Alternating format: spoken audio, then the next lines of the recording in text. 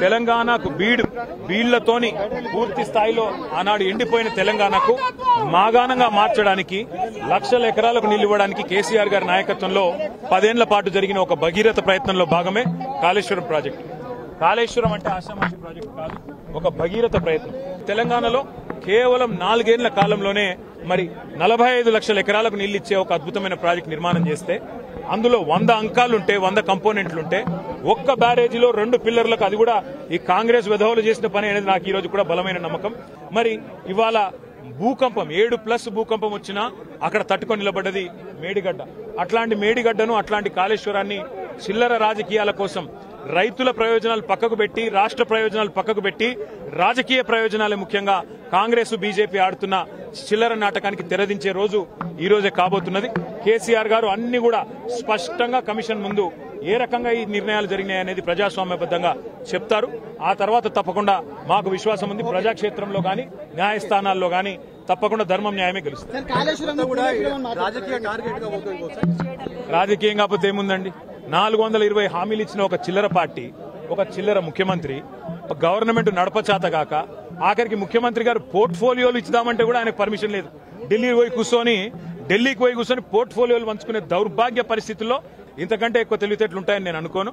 కాళేశ్వరమే కాదు, ఇంకా ఎన్ని కుట్రలు చేసినా, ఎన్ని కేసులు పెట్టినా, ఎన్ని కథలు పడ్డా ముఖ్యమంత్రి గారికి నేను ఒకటే గుర్తు చేస్తా ఉన్నా, నీ 420 హామీలు, నీ 6 గ్యారంటీల నుంచి ప్రజల దృష్టిని మరల్చాలని ప్రయత్నం చేసినా మల్ల నియ్యం ప్రజల తరపున అడుగుతూనే ఉంటాం. నువ్వెన్ని రకాలుగా వేధించినా నిన్ను వదిలిపెట్టాం, నీ కాంగ్రెస్ పార్టీని బొందబెట్టేదాకా వెంటాడుతూనే ఉంటాం. కేసీఆర్ గారు తెలంగాణ చరిత్ర. కేసీఆర్ ను ఇవాళ పిలిచి అది కూడా ఇరిగేషన్ గురించి మాట్లాడటము అంటే ఇది హనుమంతుడి ముందు కుప్పిగంతులు లాంటివి. ఎందుకంటే కేసీఆర్ గారికి ఉన్నంత క్షుణ్ణమైన అవగాహన, వాగులు, వంకలు, నదులు, చెరువులు, వీటి గురించి, ఇరిగేషన్ రంగం గురించి కేసీఆర్ కు ఉన్నంత అవగాహన బహుశా భారతదేశంలోనే ఈరోజు సమకాలీన రాజకీయాల్లో ఏ రాజకీయ నాయకుడు కూడా ఉండదు. మరి అట్లాంటిది కేసీఆర్ గారిని పిలిచి లేదు అడుగుతామంటే హనుమంతుడి ముందు కుప్పిగంతులే అవుతుంది. ముమ్మాటికి నిజాలు అల్టిమేట్ గా తేల్తాయి, ధర్మము న్యాయమే గెలుస్తుంది. అల్టిమేట్ గా కేసీఆర్ గారి పేరు చరిత్రలో సువర్ణాక్షరాలతో తెలంగాణను సాధించిన నాయకుడిగా, తెలంగాణను సస్యశ్యామలం చేసిన నాయకుడిగా చరిత్రలో సువర్ణాక్షరాలతో లిఖించబడుతుంది. ఈ చిల్లర రాజకీయాలు పట్టించుకోకండి. 6 గ్యారంటీలు, 420 హామీల మీదనే మనం అందరం దృష్టి పెడదాం. ఖచ్చితంగా రేవంత్ రెడ్డిని, కాంగ్రెస్ పార్టీని తొందరలోనే ఈ చిల్లర రాజకీయాలు అన్ని ముగిసిన తర్వాత ప్రజాక్షేత్రంలో బట్టలిప్పి నించోబెట్టే విధంగా కార్యాచరణ ఉంటది. దానికి మీ మద్దతు పలకాలని రాష్ట్రపతిని. రేవంత్ రెడ్డి అనే ఒక చిల్లర నాయకుడు, ఒక చిల్లర వ్యక్తికి కేబినెట్ అంటే అర్థం కాదు, కేబినెట్ ఎట్లా పనిచేస్తుందో అర్థం కాదు. ఎందుకంటే ఆయన ఆలోచనలు వేరు, ఆయన ఎజెండా వేరు. ఆయనకు రాష్ట్ర ప్రయోజనాల కంటే, రైతుల ప్రయోజనాల కంటే రాజకీయ ప్రయోజనాలు, రాక్షస ఆనందము, పైశాచిక ఆనందం ఆయనకు ముఖ్యం. ఆయన చిల్లర పని చేసి బ్యాగులు మోసి జైల్లో పడ్డాడు కాబట్టి మా వాళ్ళని కూడా కొంతమందిని జైల్లో పెట్టాలనేది ఆయన వికృతమైన ఆలోచన తప్ప ఇంకోటి కానే కాదు.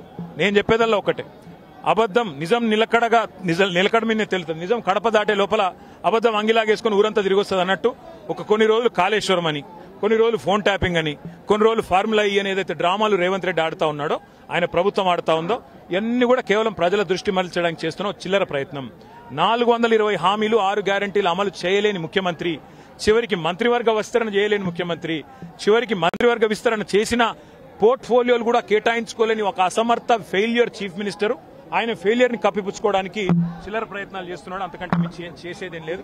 కేసీఆర్ గారితో ఇరిగేషన్ గురించి మాట్లాడడం అంటే హనుమంతుడి ముందు కుప్పిగంతులాగా ఉంటుంది. ఎందుకంటే కేసీఆర్ గారికి సమకాలీన రాజకీయాల్లో భారతదేశంలో ఆయనకున్నంత క్షుణ్ణమైన అవగాహన, నదులు, వాగులు, వంకలు, చెరువులు ఏం చేయొచ్చు అనేది, ఏం చేసి చూపెట్టిందో కూడా కేసీఆర్ నాయకత్వం తెలంగాణ ప్రజల ముందే ఉంది.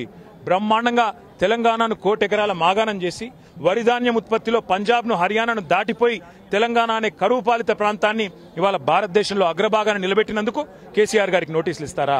లేదా ప్రపంచంలోనే అతిపెద్ద లిఫ్ట్ ఇరిగేషన్ ప్రాజెక్టును 4 ఏళ్లలో ప్రజాస్వామ్య భారతదేశంలో కట్టినందుకు మీరు నోటీసులు ఇస్తారా? దేనికి ఇస్తారు కేసీఆర్ కు నోటీసులు? అన్ని చర్చలు కూడా ఇవాళ కమిషన్ ముందు జరుగుతాయి. ఎన్ని ప్రశ్నలు అడిగినా వాటికి సమాధానాలు సమర్థవంతంగా మేము చెప్తాము. ఇప్పటికే హరీష్ రావు గారి ప్రజెంటేషన్ తోనే కాంగ్రెస్, బీజేపీ నాయకుల ఫ్యూజులు ఎగిరిపోయినాయి. ప్రజలకు కూడా మొత్తం వాస్తవాలు అర్థమైపోయినాయి. వాడు కొత్తగా చెప్పడానికి గానీ, మరి అడగడానికి గానీ వాస్తవంగా ఏం లేదు. కానీ సాంకేతికంగా పిలవాలి కాబట్టి పిలుచుడని నేను అనుకుంటాను. రేవంత్ రెడ్డి వాళ్ళ మామ దగ్గర కూర్చుంటే మంచిది. పిల్లనిచ్చిన మామ దగ్గర రేవంత్ రెడ్డి 5 నిమిషాలు కూర్చొని బుద్ధి జ్ఞానం తెచ్చుకుంటే మంచిది. సూదిని పద్మారెడ్డి గారు, గీత గారి తండ్రి వారు చెప్పినారు 94,000 కోట్ల ఖర్చైన ప్రాజెక్టులో 1,00,000 కోట్ల అవినీతి అనేది ఒక తెలివి తక్కువడే అంటాడన్నాడు. మరి ఆ తెలివి తక్కువ ఆయన అల్లుడు, మా కర్మగాలి. ఆ తెలివి తక్కువ ఇలా ఈ రాష్ట్రానికి ముఖ్యమంత్రి. కాబట్టి మేము అనేది ఏంటంటే రేవంత్ రెడ్డి గారు ముందు పోయి వాళ్ళ మామగారి దగ్గర కూర్చొని కొన్ని పాఠాలు నేర్చుకుంటే మంచిది. ఖచ్చితంగా కక్ష సాధింపు, రాజకీయ వేధింపు తప్ప ఇందులో ఏమీ లేదు. నిజం నిలకడ మీద తేలుతుంది.